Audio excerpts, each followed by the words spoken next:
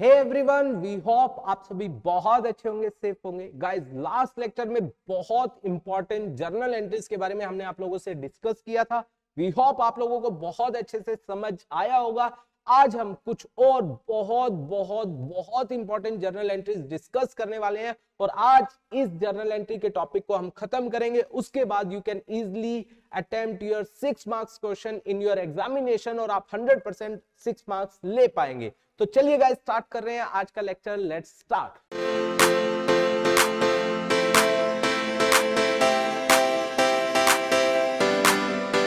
तो देखिए, सबसे पहले जर्नल एंट्री आज हम डिस्कस करने वाले हैं गुड्स से रिलेटेड। यस गाइस, गुड्स से रिलेटेड अगर हम गुड्स दे रहे हैं एज अ डोनेशन के तौर पर, या उसे चैरिटी भी बोला जाता है, चैरिटी के तौर पर दे रहे हैं। दूसरा, गुड्स हम क्या दे रहे हैं, फ्री सैंपल के तौर पर बांट रहे हैं। ठीक है गाइस, सबसे पहली चीज हम बात कर रहे हैं डोनेशन और चैरिटी के तौर पर दे रहे हैं।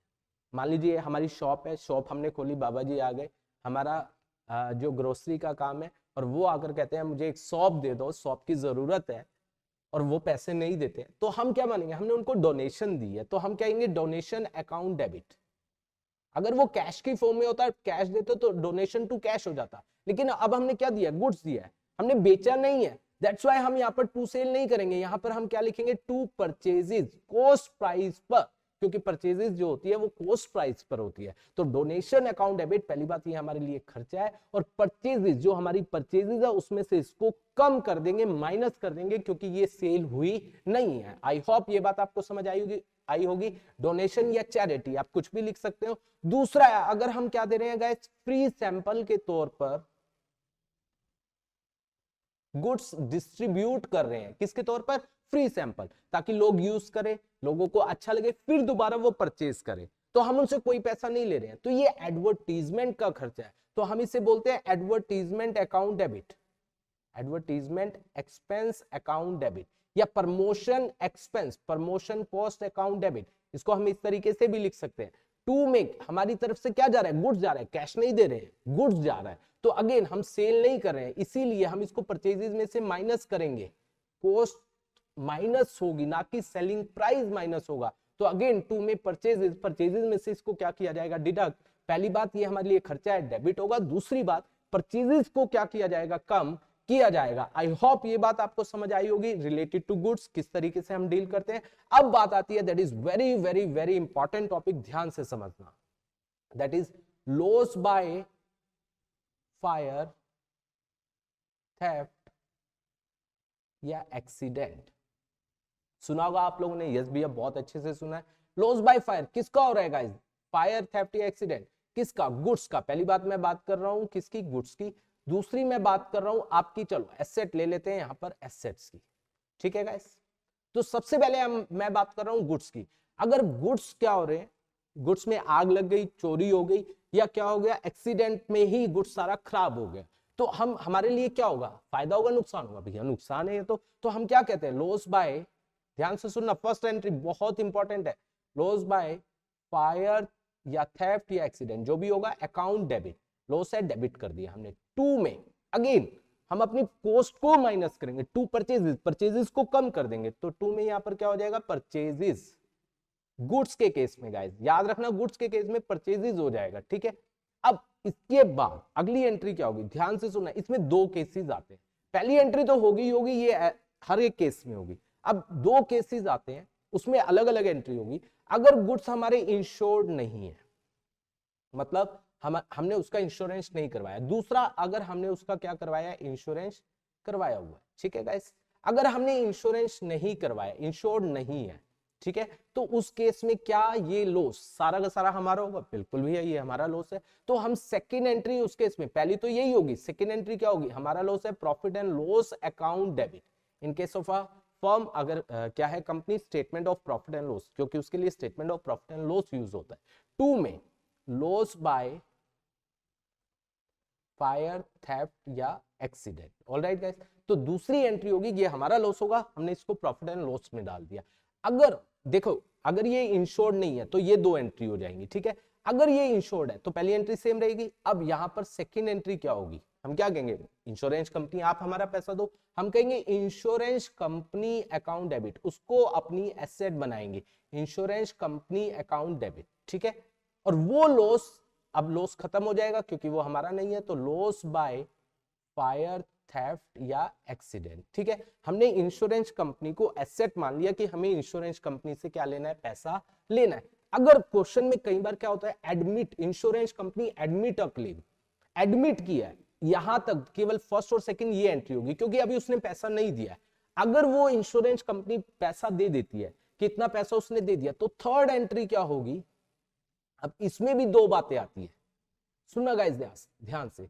अगर इंश्योरेंस कंपनी फुल अमाउंट देती है या दूसरा आता है पार्ट अमाउंट, देखो पहली एंट्री सेकंड एंट्री, अब थर्ड एंट्री, अगर वो फुल अमाउंट दे देती है तो हमारा कोई लॉस नहीं है, तो हम कहेंगे बैंक अकाउंट डेबिट, क्योंकि वो चेक के थ्रू देती है, बैंक में डालती है, तो bank account debit to insurance company, जो एसेट बनाई थी अब वो खत्म हो जाएगी क्योंकि हमारे पास पैसा आ गया है, ठीक है गाइस। अगर इंश्योरेंस कंपनी, ये तो वो पूरा पैसा दे दिया, तो फर्स्ट सेकंड और थर्ड ये एंट्री हो जाएगी। और अगर पूरा पैसा नहीं दिया तो फर्स्ट वो वाली ऊपर वाली, सेकंड ये। अब मान लीजिए पार्ट पेमेंट कर रहे हैं तो पैसा आ जाएगा बैंक अकाउंट डेबिट, कितना, जो भी अमाउंट होगा। और मान लीजिए जो पैसा नहीं आया वो हमारा लॉस हो जाएगा, profit and loss account debit to में क्या हो जाएगा, इंश्योरेंस कंपनी। जैसे एक एग्जांपल लेते हैं ताकि आपको क्लियर हो, हमारा गुड्स रास्ते में क्या हो गया, लॉस हो गया, ट्रांजिट में लॉस हो गया, कितने का, 10 लाख रुपीस का, ठीक है। हमने इंश्योरेंस करवाया था और इंश्योरेंस कंपनी ने कहा कि हम आपको 80% क्या देंगे, क्लेम देंगे, एडमिट किया अभी, तो हम क्या कहेंगे, loss by accident account debit, ठीक है। लॉस इन ट्रांजिट भी बोल सकते हो। टू में क्या हो जाएगा, परचेजेस, ठीक है। कितने का है ये हमारा, 10 लाख और 10 लाख, और इंश्योरेंस कंपनी ने एडमिट किया 80%, ठीक है। तो हम क्या कहेंगे, इंश्योरेंस कंपनी अकाउंट डेबिट, कितना आ जाएगा, that would be 8 lakh. Profit and loss account debit कितना आ जाएगा, 2 लाख। टू में लॉस बाय एक्सीडेंट कितना आ जाएगा, 10 लाख। ऑलराइट गाइस, फिर उसके बाद 8 लाख आएगा तो हम 8 लाख से एंट्री कर देंगे, अगर कैश मिल जाता है bank account debit to insurance company, ठीक है गाइस। तो अगर इसके बाद एक और मैं इसी का ही एक एग्जांपल लेता हूं, मान लीजिए हमारा 5 लाख का लॉस हो गया गुड्स का, और इंश्योरेंस कंपनी, हमने केवल बोला गया हमने उसको इंश्योर्ड करवाया गया और इंश्योरेंस कंपनी ने क्लेम को एडमिट किया, परसेंटेज नहीं, तो हम मानेंगे पूरा का पूरा उसने क्या किया, एडमिट। तो पहले होगा loss by accident account debit, कितने का हो गया, दैट इज 5 लाख। टू में purchases, that would be 5 lakh, और इंश्योरेंस कंपनी को हम पूरे का क्या बनाएंगे, पूरे की एसेट बनाएंगे। टू में हमारा लॉस क्या हो जाएगा, खत्म, कितना आ जाएगा, 5 लाख। आई होप यहां तक आपको अच्छे से आया होगा।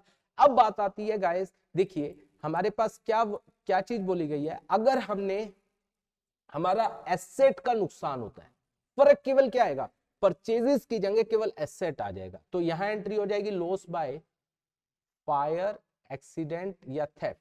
टू में क्या हो जाएगी, एसेट। बाकी सारी इंश्योरेंस कंपनी एंड ऑल, बाकी सारी ट्रांजैक्शन सेम रहेगी। आई होप ये वाला टॉपिक भी आपको अच्छे से क्लियर हुआ होगा। ये दो टॉपिक हो गए, अब लास्ट टॉपिक आ रहा है गाइस, ध्यान से सुनना, that is very very very important, कि अगर आप क्या कर रहे हो, अगर आप कोई भी मशीन परचेज कर रहे हो, मतलब कोई भी एसेट खरीद रहे हो, एसेट को इंस्टॉल करना, एसेट को लगवाना, उसको वर्किंग कंडीशन में लाने तक का खर्चा, उसको मान लीजिए आई है, उसको उतरवाने का खर्चा, उसको लगवाने का खर्चा, जो भी उसके ऊपर और भी खर्चे हो रहे हैं, उसको वर्किंग कंडीशन में लाने तक का खर्चा, उसकी कॉस्ट में क्या होता है, ऐड होता है। तो हम एसेट अकाउंट डेबिट करेंगे, मतलब मशीनरी अकाउंट डेबिट होगा, और टू में पैसा जा रहा है तो टू में कैश या बैंक। ऑलराइट गाइस, वो जैसे मान लीजिए हमने वेजेस पे किए मशीन को उतरवाने के, तो वेजेस अकाउंट डेबिट नहीं होगा, asset account debit to cash होगा। सेम अगर हम बिल्डिंग को कंस्ट्रक्ट करवा रहे हैं तो बिल्डिंग की कंस्ट्रक्शन में जो भी खर्चा आएगा, we will do the entry building account debit to cash या बैंक।